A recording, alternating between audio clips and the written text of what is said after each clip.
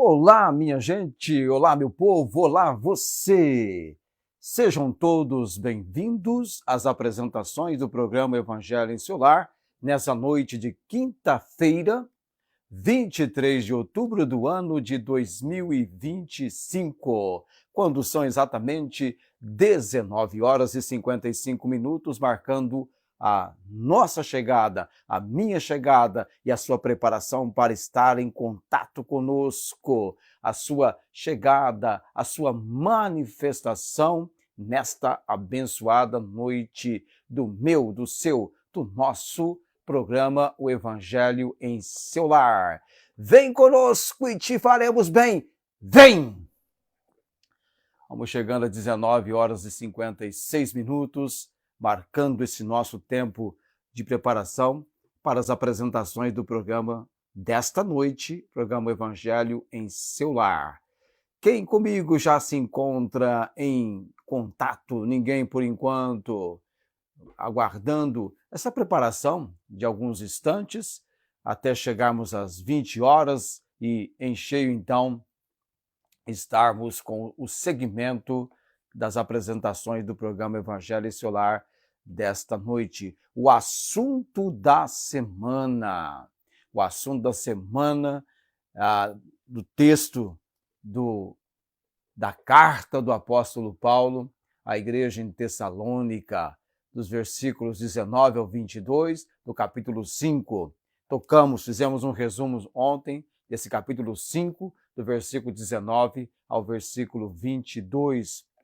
Na verdade, nas considerações gerais que o apóstolo Paulo faz, ele vai falar do versículo 16 até o versículo 28 sobre retidão na vida cristã.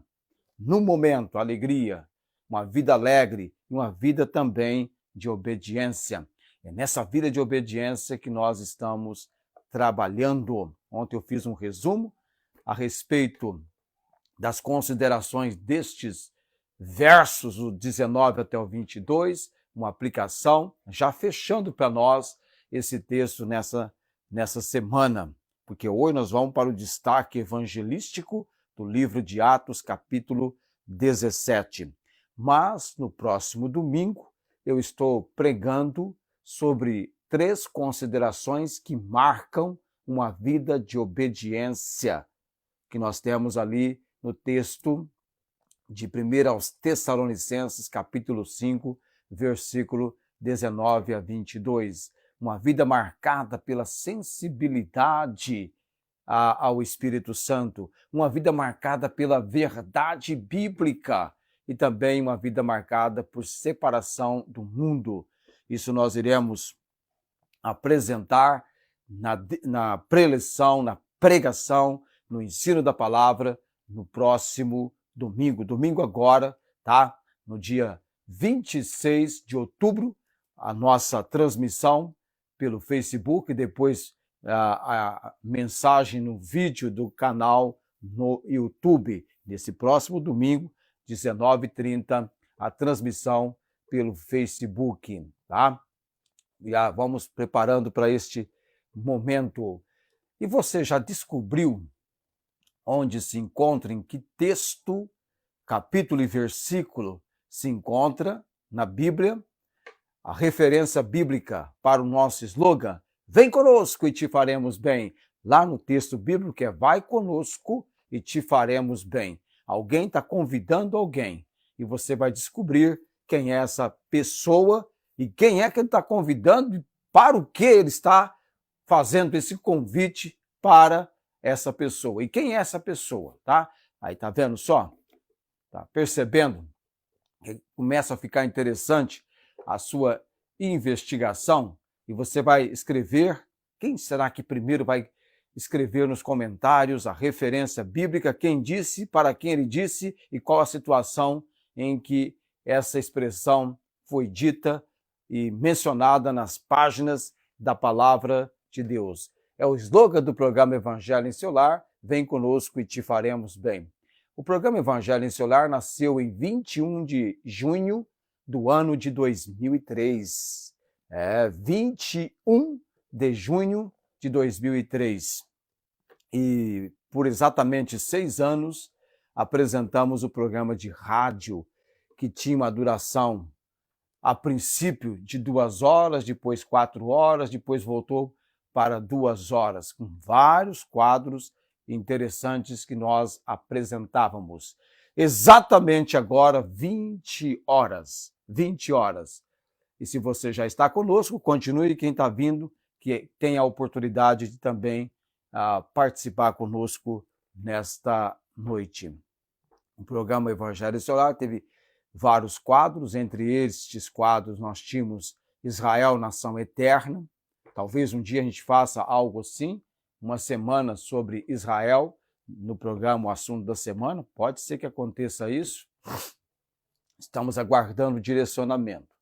Também tínhamos Arquivo Missionário, parecido com o que nós fazemos na Semana Missionária, mas era realmente arquivo, porque estávamos desenterrando, tirando da nossa caixinha de tesouro, né, os missionários do passado, tirando do arquivo e trazendo para evidência, e era o nosso arquivo missionário. Tinha também Academia Bíblica. Academia Bíblica era referência às questões bíblicas, perguntas cujas respostas a pessoa tinha que encontrar nas páginas da palavra. O Academia, aliás, Academia Bíblica. O Academia Bíblica era quase que diário com as perguntas que eram feitas, e na época o pessoal respondia pelo telefone. Hoje você pode responder pelos comentários e coisas assim. Vamos lá então para o nosso tempo de devoção, que é todo hoje para Atos capítulo 17. Nós trataremos aqui, creio que entre hoje e amanhã, eu vou ler a passagem, nós vamos conversar um pouquinho a respeito dessa passagem, que destaca para nós o evangelho, o destaque evangelístico. Quando então o evangelho é anunciado, ele é pregado, ele é proclamado por Paulo, Silvano ou Silas e Timóteo, quando chegaram em Tessalônica. E alguém escrevendo mencionou que Tessalônica, para Paulo e seus companheiros, foi um lugar impressionante, um lugar marcante de um trabalho que certamente impressionou muito o coração do apóstolo Paulo, aquelas 3 semanas que ele passou ali em Tessalônica foram marcantes. Quando a gente tem o capítulo 17 de Atos e o primeiro capítulo da epístola, aliás, vale ressaltar para você que nós temos uma série, eu ia até contar os vídeos, talvez eu faça isso agora. Vamos ver se eu consigo fazer isso agora. Para você ter uma ideia, no nosso canal no YouTube, tem uma playlist que tem todo o estudo da Epístola aos Tessalonicenses, vários vídeos, tá? Deixa eu ver se eu consigo verificar isso. A nossa playlist Fé, Amor e Esperança. Essa playlist tem exatamente 121 vídeos. São 121 preleções da palavra de Deus na temática fé, amor e esperança. No quadro da esperança estão os vídeos da primeira carta aos Tessalonicenses. Tudo sobre Tessalônica e os Tessalonicenses você encontra no nosso canal no YouTube. Você pode entrar, Pastor João Francisco, Igreja Bíblica de Barretos. É só você fazer a sua busca, entra na playlist, eu estou vendo a playlist aqui, Fé, Amor e Esperança. Essa playlist foi atualizada há 3 dias, então está bem recente, tá? Com todos os vídeos, são 101 vídeos. Se você usasse 121 dias, daria para você assistir, acompanhar um vídeo por dia. Mas vai lá e veja os vídeos sobre a igreja em Tessalônica, como tudo ali aconteceu, e vale a pena você conferir esse material que já temos ali guardado nessa playlist Fé, Amor e Esperança. Atos 17, leio até o versículo 10. E passando por Anfípolis e Apolônia, chegaram a Tessalônica, onde havia uma sinagoga de judeus. E Paulo, como tinha por costume, foi ter com eles. E por 3 sábados disputou com eles sobre as Escrituras, expondo e demonstrando que convinha que o Cristo padecesse e ressuscitasse dentre os mortos. E este Jesus que vos anuncio, dizia ele, é o Cristo. E alguns deles creram, e ajuntaram-se com Paulo e Silas, e também uma grande multidão de gregos religiosos e não poucas mulheres principais. Mas os judeus desobedientes, movidos de inveja, tomaram consigo alguns homens perversos dentre os vadios e, ajuntando o povo, alvoroçaram a cidade, assaltando a casa de Jason, procuravam trazê-los para junto do povo. E, não os achando, trouxeram Jason e alguns irmãos à presença dos magistrados da cidade, clamando: estes que têm alvoroçado o mundo, ou seja, que estão virando o mundo de cabeça para baixo, chegaram também aqui, os quais Jason recolheu, e todos estes procedem contra os decretos de César, dizendo que há outro rei, Jesus. E alvoroçaram a multidão, os principais da cidade, que ouviram estas coisas, tendo, porém, recebido satisfação de Jason e dos demais, ou seja, fiança, pagamento, né? Os soltaram. E logo os irmãos enviaram de noite Paulo e Silas a Bereia. Eles, chegando lá, foram à sinagoga dos judeus. Paulo gostava demais, e como ele era de uma consideração, né, o apóstolo Paulo, era o ponto de contato dele, né, para pregar, é o ponto de contato, de partida, lugar ideal para que ele então ali se apresentasse, ele e os seus companheiros, e com toda coragem, determinação, dedicação, ele se apresentava pregando o evangelho. Eu tenho certeza que, conquanto as perseguições e elas aconteceram, ele sabia muito bem o que era perseguir a igreja de Cristo. Ele sabia muito bem o que era perseguir Jesus, porque dantes ele fora um perseguidor que agora, salvo por Cristo Jesus, experimentou também a perseguição. Então nós vamos tratar hoje e amanhã, não sei se hoje e amanhã, dificilmente eu vou terminar hoje, mas é hoje e amanhã para a gente fechar essa semana o destaque evangelístico. Nós temos o evangelho em meio à perseguição. Em meio à perseguição. Aliás, onde Paulo chegava e se apresentava pregando, não era algo estranho ocorrer oposição e perseguição, tá? Então, o evangelho em meio à perseguição, ele acontece em Tessalônica. E aí nós temos um contraste entre fé e incredulidade. Ou seja, crença de alguns, incredulidade de outros. Mas o importante é o que Lucas registra no primeiro versículo. Chegaram a Tessalônica. O evangelho chegou a Tessalônica. Ele chega, ele tem chegado.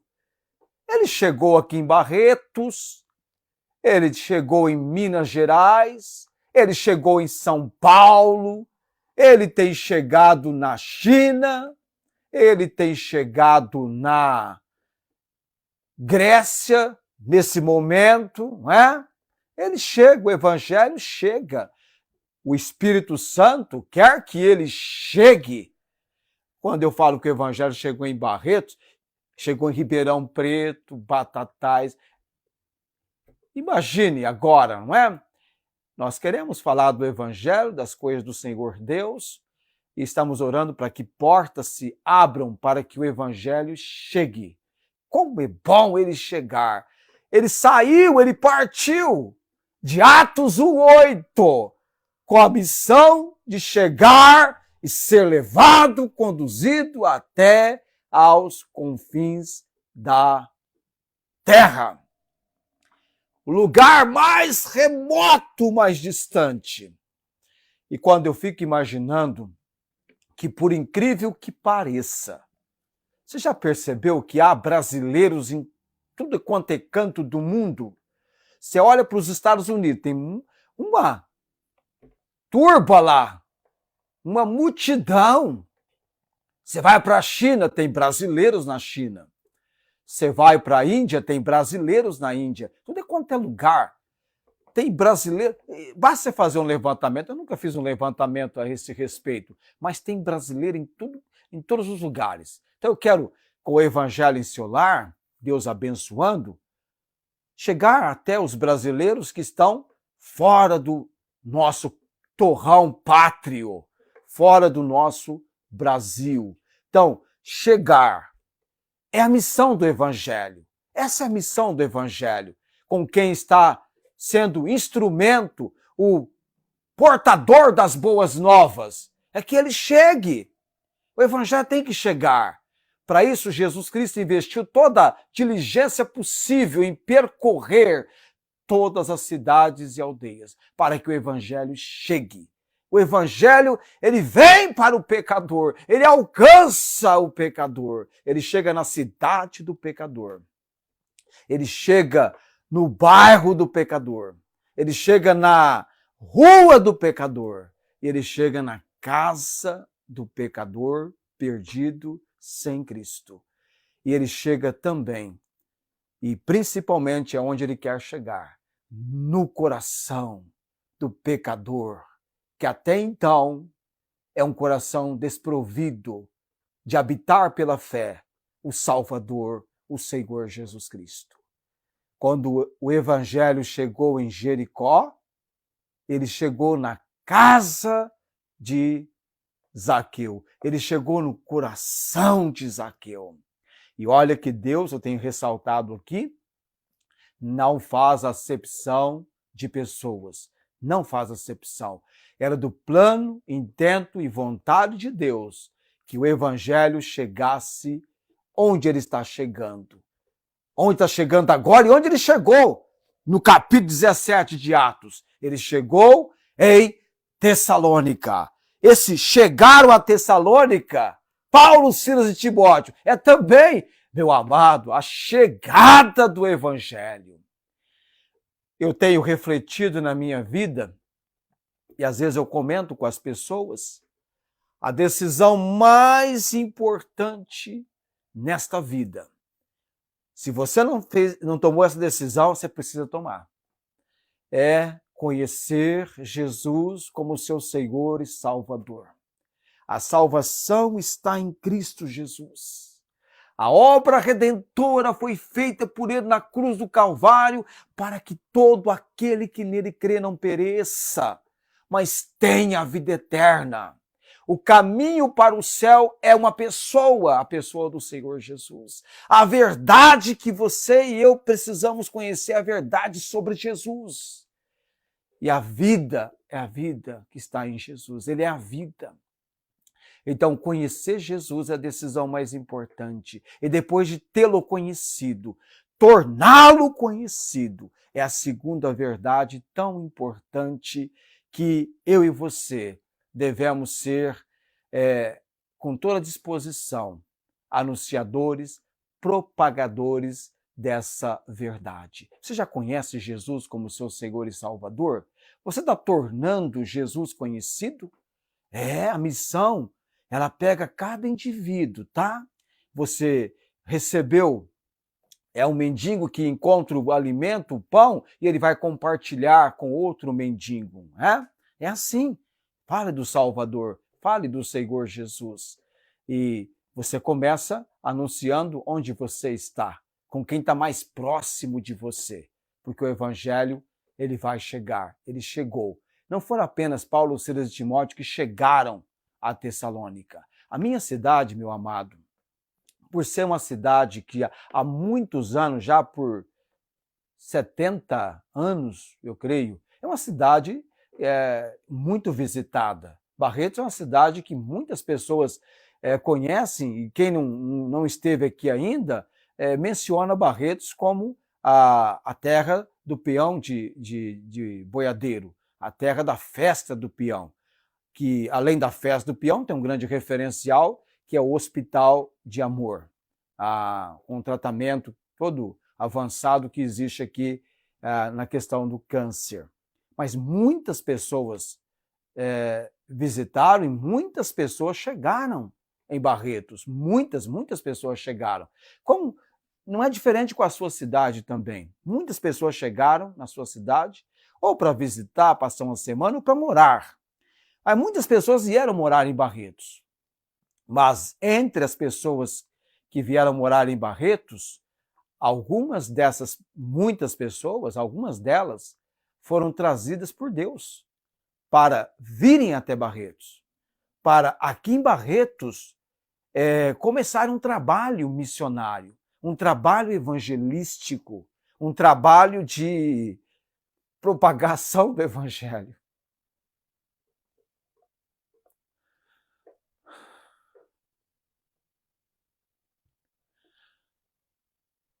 Um trabalho de alcançar, começando com as crianças, até os adultos para Cristo.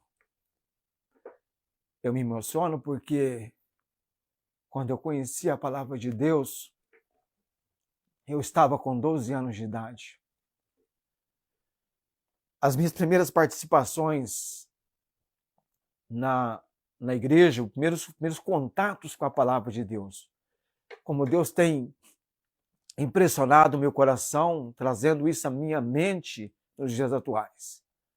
E naquela época eu comecei a aprender as coisas de Deus e comecei a me distanciar da idolatria. E comecei a ficar mais distante da idolatria. Aquela crença que eu tinha de clamar por imagens começou a ficar distante, começou a ficar longe.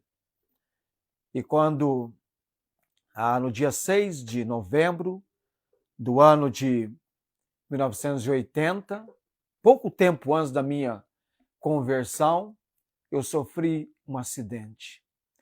E quando eu deparei com o acidente, eu percebi que ali a minha vida estava sendo ceifada, eu estava morrendo, estava partindo, né, para a eternidade. Eu disse uma frase que eu nunca me esqueci: meu Deus, morri. Eu vi a morte diante de mim, naquele acidente. E a pessoa que me atropelou estava numa bicicleta e a pessoa estava num carro. Ele desceu do carro em estado de choque, dizendo: eu nunca dantes tinha matado alguém. Eu estava inerte, caído no chão.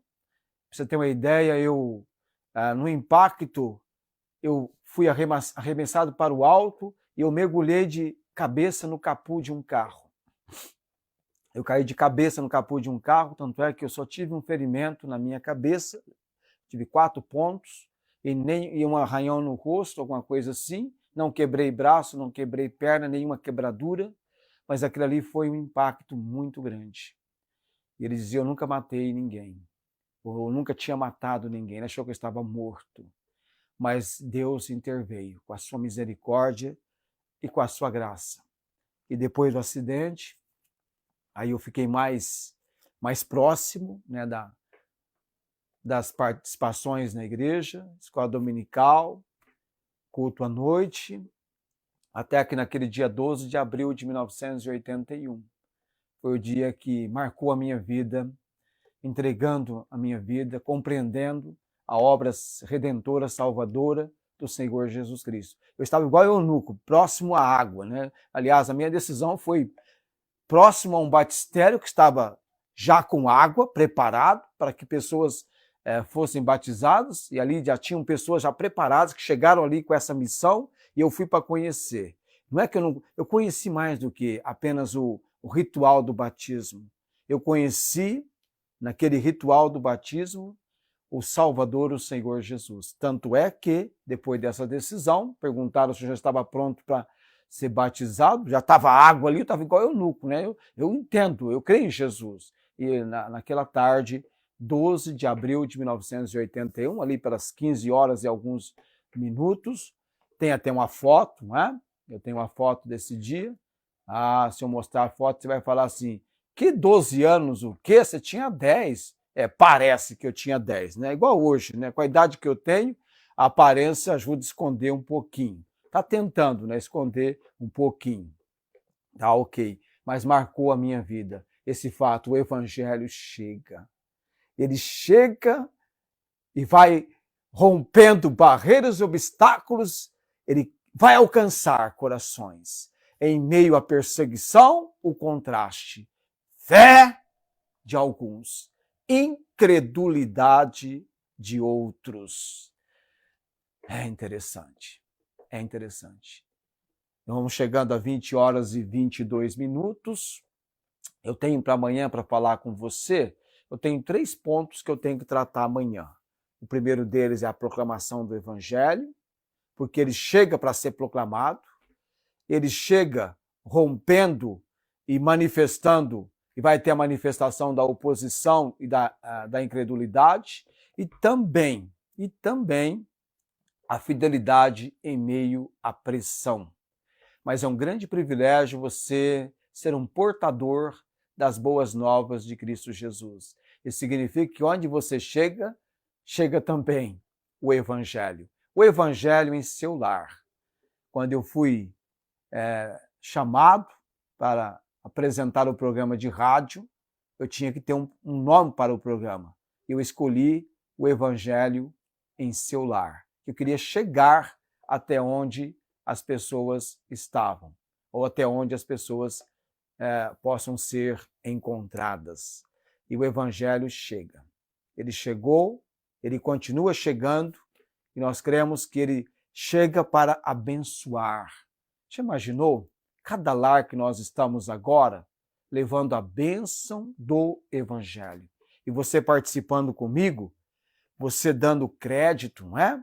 Você se interessando, não desprezando a palavra, a pregação, o ensino, isso é fundamental, isso é muito bom.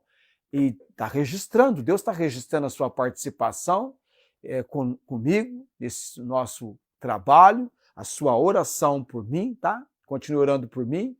Eu tenho um cisto no rim direito, que tem que ser acompanhado por avaliação, exames. Eu tenho um colesterol que está alto, e amanhã eu tenho que fazer um exame, porque num outro exame que eu fiz, tem um exame que você faz, um exame de fezes, para saber se há sangue oculto. Se isso ocorre, um outro exame é feito para verificar, você já está entendendo mais ou menos, não é? Se não há nenhuma questão de um tumor benigno ou maligno, coisa assim, então amanhã eu tenho outro exame às 11 horas, tá?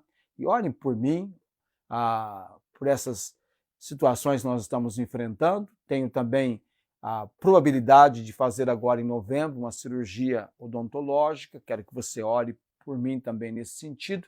Você vê, tanto quanto você, eu preciso ser levantado em oração. E temos também este ministério diário, que é preparado com muita dedicação, com o tempo que Deus tem nos dado, para que juntos possamos ter esse investimento na obra de Deus. A minha chamada para esse trabalho aconteceu quando eu estava pregando em Mateus capítulo 9, versículo 35 a 38, a obra missionária do Senhor Jesus.